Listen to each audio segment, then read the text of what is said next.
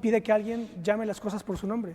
Y entonces todo el mundo está cuidándose, ¿verdad?, de no parecer demasiado... No, pero que Rafael tiene razón, efectivamente, aquí no se trata de presentar a un grupo de culpables que no tienen, que digamos que engañan al resto del personal, no. Es el fracaso de la democracia. Es el fracaso de la democracia bueno, es el fracaso de la partitocracia española en este caso.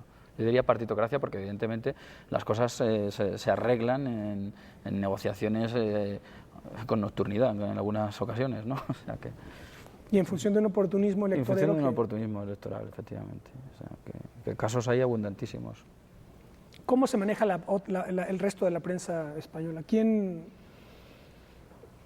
está señalando los problemas, digamos, de alguna manera? No sabría.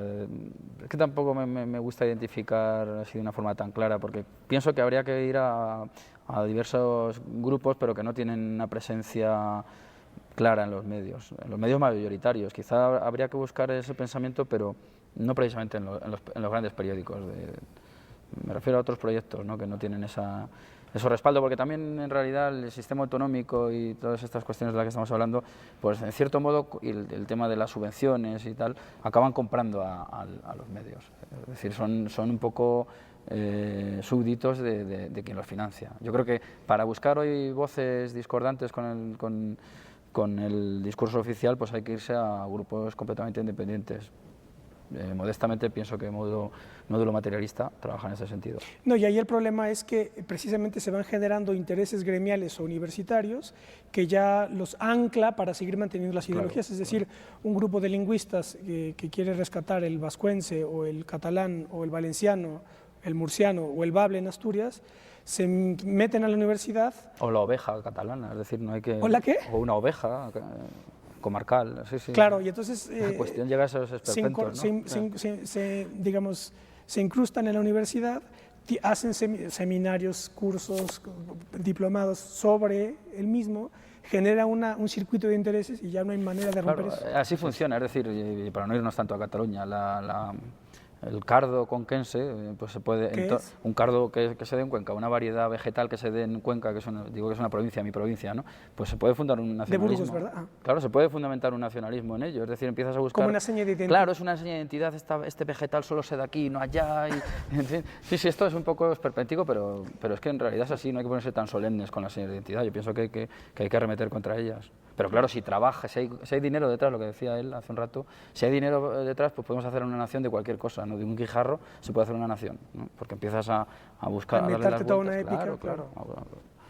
Y buscar un culpable de por qué no eres una nación, lo identificas en España y se acabó. ¿Qué es lo del bucle melancólico de Juaristi? Más o menos va por ahí, la historia de ETA es, o del nacionalismo. Sí, del nacionalismo y de ETA, que ETA es el PNV, unos hijos díscolos de los papás PNVistas, fundan ETA. Y ETA acaba condicionando la vida española en gran medida, puesto que sus objetivos están ya bastante conseguidos. Pero aquí la clave es que luego, ¿verdad?, muchos americanos no nos damos cuenta que desde un punto... El problema es, digamos, desbordar el recinto nacional para interpretar el curso histórico de esa propia nación, ¿verdad? Porque los americanos no nos damos cuenta que ese problema de alguna manera nos incumbe. Porque un vasco que quiere separarse y solamente hablar vasco, no nada más está negando a los españoles, sino a todos los que hablamos español. Claro. De hecho, quienes hemos estado allá, tú vas al País Vasco o a Cataluña y te hablan en catalán vasco, pues es como una ofensa porque tú hablas español, ¿no? Entonces, ¿qué es lo que quieren? Es lo que no se entiende, ¿verdad? Si somos además 400 millones que hablamos español. Y eso no es de izquierda ni de derecha, ese es el asunto. No es de izquierda ni de derecha. Hablar que seamos 400 millones no tiene ideología, es una realidad histórica, ¿no? Claro, pero bueno, eso es parte también del mito de la historia nacional, claro, de que no tenemos nada que ver con España, y hay también muchos intereses que sirven para aderezar la llegada de otros intereses, negando los de España, ¿no? Es decir, si aquí tiene fuerza el antiespañolismo, eso servirá para que los americanos puedan mantener aquí de una manera mucho más cómoda sus inversiones, ¿no? O cualquier otra nación, ¿no? Esos discursos siempre son bastante funcionales para abrir la puerta a otros intereses, es decir, los intereses nunca van a desaparecer. No, y además yo le digo esto no en el sentido de que va a ser una estupidez y un anacronismo, o sea, yo no puedo echar la historia para atrás, o sea, yo no niego la nación española, ni la española, ni la mexicana, ni la venezolana, claro, nadie la niega, sobre todo porque es la figura fundamental a partir de la Revolución Francesa, jacobina, el modelo jacobino, y el de Cádiz para nosotros. El asunto es cómo tú interpretas tanto el curso ulterior y la historia pasada. Esa es la clave, manteniendo a la nación mexicana intacta. Vamos a hacer un segundo corte. Estamos hablando sobre el mito de la transición española. No se vayan.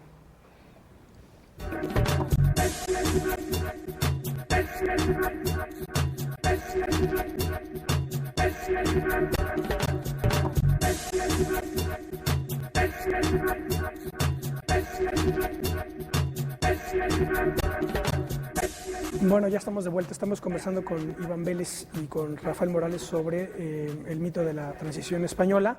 Tengo más libros aquí, no ya dedicados a la transición española, pero sí, digamos, a la ideología de la democracia, como el fundamentalismo democrático, según le llama el profesor Gustavo Bueno.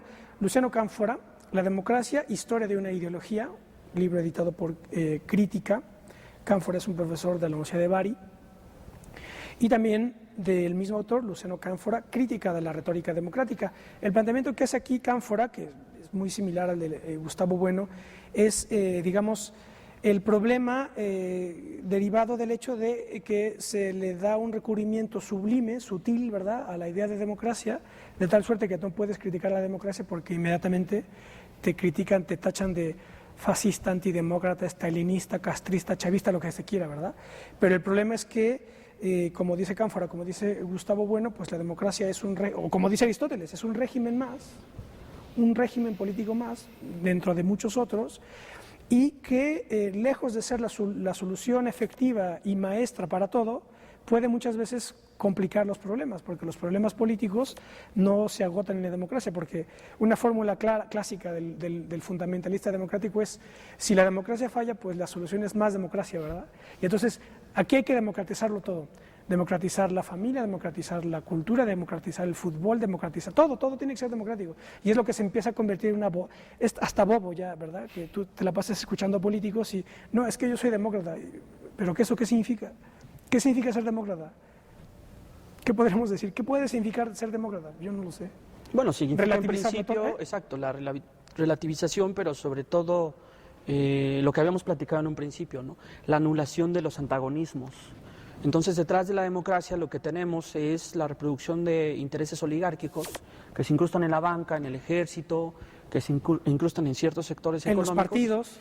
En los partidos, fundamentalmente. Habíamos comentado en el corte sobre el caso Gürtel y toda la corrupción que se destapó hace ya algunos meses, y donde realmente lo que vemos es que la democracia pues no es aquella niña virginal que en realidad iba a venir a resolver justamente todos los problemas por un amor al pueblo soberano, al pueblo, etcétera, y lo que vemos realmente es que los graves problemas se están multiplicando y se están proyectando hacia niveles nunca antes vistos, ¿no?